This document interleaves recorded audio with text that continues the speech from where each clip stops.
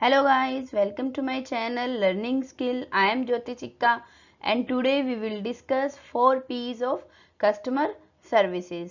मतलब ग्राहक सेवा के 4 P. So let's start the video.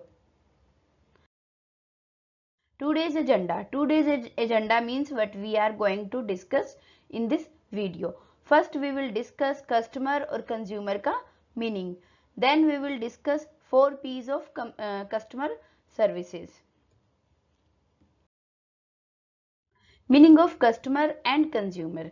Customer और कंज्यूमर का अर्थ क्या होता है, ये कस्टमर और कंज्यूमर के बारे में पूरी एक वीडियो, उनके मीनिंग्स, उनके डेफिनेशंस, उनके राइट्स, सर्विसेज, ये सब मैं एक पहले वीडियो बना चुकी हूँ. आप चाहें तो उसमें देख सकते हैं. इस वीडियो में क्योंकि हम 4 P's ऑफ कस्टमर सर्विसेज पढ़ रहे हैं, इसीलिए मैंने कस्टमर और कंज्यूमर का मीनिंग इस वीडियो में बहुत ही शॉर्ट में लिखा है. And we will discuss a little, not more than, because ज़्यादा डिटेल में हम पहले पढ़ चुके हैं.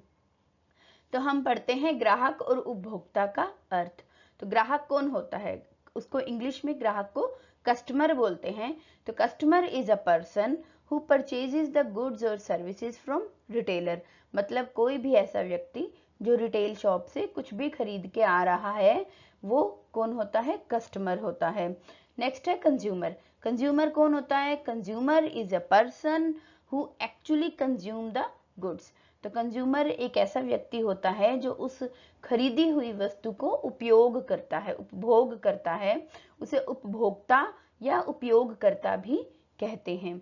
तो मैंने एक छोटा सा एग्जाम्पल यहाँ पर एक्सप्लेन करने की कोशिश की है. जैसे देखिए, मैंने कस्टमर के साइड पे एक मैच्योर पर्सन बनाए हैं जो परचेजिंग करते हैं. जैसे आपके मम्मी हैं, पापा हैं, ये लोग क्या करते हैं, ये रिटेल शॉप से जाकर परचेजिंग करते हैं. तो ये क्या हुए, कस्टमर. और वही सामान जो उन्होंने खरीदा है, जैसे मान लो वो आपके लिए ड्रेस लेकर आए हैं या आपके लिए कुछ खाने पीने की चीज़ लेकर आए हैं, तो वो कस्टमर हैं. और जब वो वाली चीज़ को, जैसे आपके लिए मान लो ड्रेस लाए हैं या कुछ खाने की चीज़ लाए हैं, लाकर उन्होंने आपको दे दी और आपने उस चीज़ को कंज्यूम कर लिया, तो वो आप क्या बन गए, कंज्यूमर. ठीक है. तो जो खरीदेगा वो कस्टमर और जो उस वस्तु को कंज्यूम करेगा वो कंज्यूमर. तो कंज्यूमर जो है वो कस्टमर भी हो सकता है और जो कस्टमर है वो कंज्यूमर भी हो सकता है. ठीक है. जैसे मैंने एक एग्जांपल में यहाँ पर बैलून की पिक्चर बनाई है. एक बच्चे ने बैलून खरीदा हुआ है, तो बहुत छोटा बच्चा है, उसने बैलून खरीदा हुआ है. नेचुरली बैलून उसने खुद नहीं खरीदा होगा, उसके मम्मी पापा ने खरीद कर उसको दिया होगा. तो जो बच्चा है वो कंज्यूमर है, जो उसके मम्मी पापा हैं वो कस्टमर है. ऐसे ही मैंने एक ओल्ड लेडी बनाई है. ओल्ड लेडी की पिक्चर है यहाँ पर. ओल्ड जो बहुत बुजुर्ग लोग होते हैं हमारे, वो खुद से कुछ मार्केट नहीं जा सकते, कुछ खरीद नहीं सकते. तो ऐसे व्यक्ति भी कुछ ना कुछ कंज्यूम तो करते हैं, कुछ ना कुछ उपभोग तो वो लोग भी करते हैं. तो वो क्या हुए, कंज्यूमर. और जो उनको खरीद कर लाकर सामान को दे रहा है वो क्या हुआ, कस्टमर. ठीक है. नेक्स्ट हम पढ़ेंगे 4 P's ऑफ कस्टमर सर्विसेज. सबसे पहले मैं आपको बताती हूँ कस्टमर सर्विसेज क्या होती हैं. तो कस्टमर सर्विसेज मतलब कस्टमर को जो सर्विसेज प्रदान की जाती हैं, जो कस्टमर को सेवाएं प्रदान की जाती हैं, उन्हें कस्टमर सर्विसेज कहते हैं. तो कस्टमर को अच्छी सेवाएं प्रदान करना क्यों जरूरी है, पढ़ते हैं एक बार. Number 1, happy customer come back for more. जो हैप्पी कस्टमर है, जो रिटेल शॉप पर खुश होकर जा रहा है, जो कस्टमर वो बार बार आपकी शॉप पर आएगा, तो नेचुरली आपकी जो सेल है वो बढ़ेगी. Number 2, he promote the brand and that's how a business grows. वो क्या करेगा, जो हैप्पी कस्टमर है, मतलब जो आपके प्रोडक्ट को खरीद के जा रहा है और उसने उसको यूज किया और वो उससे बहुत खुश हो गया है, तो वो आपके ब्रांड को प्रमोट करेगा. प्रमोट कैसे करेगा, वो लोगों को बताएगा कि हाँ ये प्रोडक्ट अच्छा है और आप भी उसको खरीद सकते हैं. तो ये एक हिसाब से एडवर्टाइजमेंट भी हो गई है रिटेलर की. अगर आप अपने कस्टमर को अच्छी सेवाएं प्रदान करते हैं तो वो और कस्टमर्स को आपके साथ जोड़ेगा. Number 3, customer service means meeting the needs and desires of the customer. मतलब कस्टमर की नीड और डिज़ायर को मीट करना, इसे कस्टमर सर्विस बोलते हैं। कस्टमर की नीड्स क्या होती हैं और डिज़ायर क्या होती है, जैसे कि अच्छे से अच्छा प्रोडक्ट मिलना चाहिए उसको, प्रोडक्ट की क्वालिटी अच्छी होनी चाहिए, प्राइस अच्छा होना चाहिए, कस्टमर के साथ बिहेवियर अच्छा होना चाहिए रिटेलर का। ये ही कस्टमर की नीड्स और सर्विसेज डिज़ायर्स होती हैं। और इसके साथ साथ कस्टमर जब प्रोडक्ट को खरीद के ले जाता है तो उसको आफ्टर सेल सर्विसेज अच्छी मिले, तो इससे कस्टमर जो है वो बहुत खुश होता है।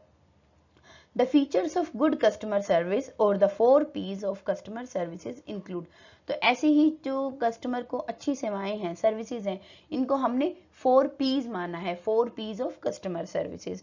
पढ़ते हैं हम इसको कि कौन कौन सी होती हैं 4 P's। 4 P's of customer services, customer की 4 P's होती हैं। नंबर 1 प्रॉम्प्टनेस, शीघ्रता। नंबर 2 पोलाइटनेस, पोलाइटनेस मतलब शीलता, शालीनता भी बोल सकते हैं हम इसको। नंबर 3 प्रोफेशनलिज्म, प्रोफेशनलिज्म मीन्स व्यवसायिकता, आपके अंदर प्रोफेशनलिज्म होना चाहिए। नंबर 4 पर्सनलाइजेशन, पर्सनलाइजेशन का मतलब होता है कि पर्सनल हो जाना, आप कस्टमर के साथ पर्सनल इस तरह से उसको लगे कि आप उसके साथ अटैच्ड हो। इसको अब एक बार डिटेल में पढ़ेंगे इन सभी 4 P's को।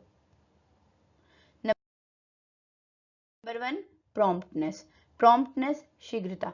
A retailer should fulfill his promises by delivering products on time।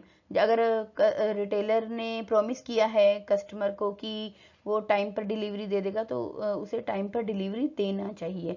इससे कस्टमर की गुडविल, कस्टमर की जो है रिटेलर के प्रति जो गुडविल है वो अच्छी बनती है। There should be no delay in delivering the products in the case of cancellation। अगर मान लो कस्टमर ने कोई प्रोडक्ट को ऑर्डर किया था और उसको कैंसिल कर दिया है तो भी इसमें डिले नहीं होना चाहिए। ये नहीं है कि कस्टमर ने प्रोडक्ट को कैंसिल कर दिया तो आप उसको परेशान करोगे या कैंसिलेशन के प्रोसेस में आप उसको तंग करोगे या डिले करोगे, नहीं, ऐसा नहीं करना चाहिए। क्योंकि आज अगर उसने प्रोडक्ट को कैंसिल किया है तो हो सकता है वो अगली बार मंगवा भी लेगा। तो ये दोनों चीज़ें आपको ध्यान में रखनी चाहिए। नंबर 2 पोलाइटनेस, पोलाइटनेस शीलता, शालीनता भी बोलते हैं इसको। तो a retailer should behave politely with customer, retailer को कस्टमर के साथ पोलाइटली बिहेव करना चाहिए, बहुत ज़्यादा शाउट नहीं करना चाहिए, अग्रेसिव नहीं होना चाहिए, जोर से नहीं बोलना चाहिए, आराम से बात करनी चाहिए, वेलकम करना चाहिए। Politeness here means putting the customers needs before your own, मतलब कस्टमर की ज़रूरत को अपनी ज़रूरत से पहले मानना चाहिए।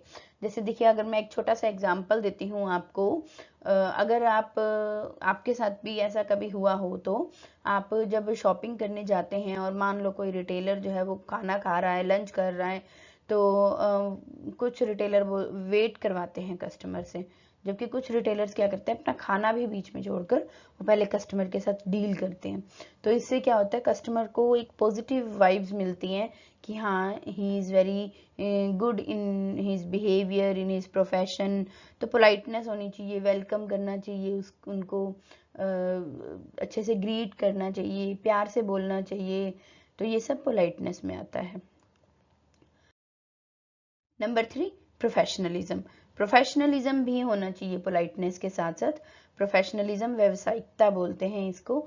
जो भी आपका शॉप है उसके अंदर जो भी प्रोडक्ट्स हैं उसकी पूरी क्वालिटीज़ आपको पता होनी चाहिए, पूरे अपने प्रोफेशन के बारे में पूरी डिटेल, एफिशिएंसी। सेल्समैन हैं तो बहुत अच्छे से आपको डील करना आना चाहिए लोगों के साथ, कम्युनिकेशन स्किल अच्छी होनी चाहिए। एक बार हम इसको पढ़ते हैं। A retailer should interact with customer professionally, उसे प्रोफेशनली इंटरेक्ट करना चाहिए, डील करना चाहिए। Number 2 he should be expert in his field, वो अपने फील्ड में एक्सपर्ट होना चाहिए। जैसे कि अगर स्पेशली लेडीज़ की साड़ियों का अगर कोई सेल्समैन है तो साड़ियों के बारे में उसे पूरी नॉलेज होनी चाहिए कि किस तरह की साड़ियाँ होती हैं और किस तरह की साड़ियाँ होती हैं और किस तरह के कपड़े होते हैं, किस तरह के डिज़ाइंस, किस तरह का उसका वियरिंग स्टाइल होता है। या फिर अगर हम एक बार्बर सैलून की बात करते हैं तो उसको पूरी अलग अलग तरह के डिज़ाइंस, जो भी हेयर कट, हेयर स्टाइल्स, इन सब का पता होना चाहिए। शैम्पूज उसको पता होने चाहिए, और डिफरेंट टाइप ऑफ स्पा उसको पता होना चाहिए, जो भी उसका फील्ड है, वट एवर उसका फील्ड कोई भी हो सकता है, ड्रेसेस का, ग्रोसरी का, कॉस्मेटिक्स का, उसको अपने फील्ड की पूरी नॉलेज होनी चाहिए। Number 3, he should avoid demonstrating anxiety, frustration, fear, weakness। ये सब कुछ उसे कस्टमर के सामने नहीं दिखाना चाहिए। ऐसा नहीं है कि रिटेलर जो है उसकी खुद की कोई पर्सनल लाइफ नहीं होती है, वो परेशान नहीं होता है, वो दुखी नहीं होता है, बट कस्टमर के आगे उसे अपनी फियर को या अपने गुस्से को शो नहीं करना चाहिए। इसे ही प्रोफेशनलिज्म बोलते हैं। पर्सनलाइजेशन, पर्सनलाइजेशन निजीकरण। निजीकरण का यहाँ पर निजीकरण का मतलब है कि a retailer should remember customer's name, their preferences and their unique needs. उसे पता होना चाहिए कि किस कस्टमर की क्या, अगर मान लो कोई कस्टमर बार बार आपके पास आ रहा है अपने प्रोडक्ट्स को खरीदने के लिए, आपके प्रोडक्ट को खरीदने के लिए, तो आप उसको पहचाने, उसके नाम से पहचाने, उसकी क्वालिटीज़, उसकी जो इंटरेस्ट है उसको पहचान लें, तो कस्टमर को एक स्पेशल वाली फीलिंग आती है, वाओ फीलिंग आती है कि हाँ, I am being treated as a special person.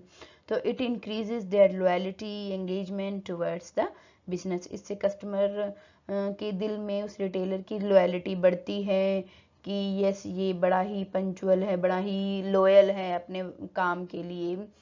जैसे अगर आप कुछ, जैसे मैंने अभी सैलून की ही बात की थी, तो अगर आप सैलून में जाते हैं और वहाँ अपने बाल कटवाते हैं, तो कस्टमर किस तरह के बाल पसंद करता है, डिज़ाइन, जो भी मतलब हेयर स्टाइल, हेयर की लेंथ, हेयर का स्टाइल, जो भी उसको पसंद है, तो वो जो सैलून में जो वर्कर्स होते हैं वो पहचान लेते हैं कि हाँ, मुझे पता है आपको इतने ही हेयर कट चाहिए, वट एवर। मान लो कोई साड़ी परचेज करने वाली लेडी है, वो बार बार एक ही शॉप पर जाती है, तो सेल्समैन उसको पहचान लेते हैं कि हाँ, मुझे आपका टेस्ट पता है, आपके टेस्ट के अकॉर्डिंग मैं आपको ये प्रोडक्ट्स दिखा रहा हूँ। तो उसको पर्सनलाइजेशन वाली फीलिंग आनी चाहिए कि हाँ, मुझे रिकॉग्नाइज किया जा रहा है, मुझे पहचाना जा रहा है, तो उसको वाव फीलिंग आती है इससे कस्टमर को। ठीक है। सो हमने आज इसके 4 पीस ऑफ कस्टमर जो हैं वो हमने पढ़े हैं। एंड अगर आपको कुछ भी पूछना हो तो आप प्लीज़ कमेंट में जाकर लिख सकते हैं। So thank you for watching my video. Please like, share and subscribe my channel. Thank you.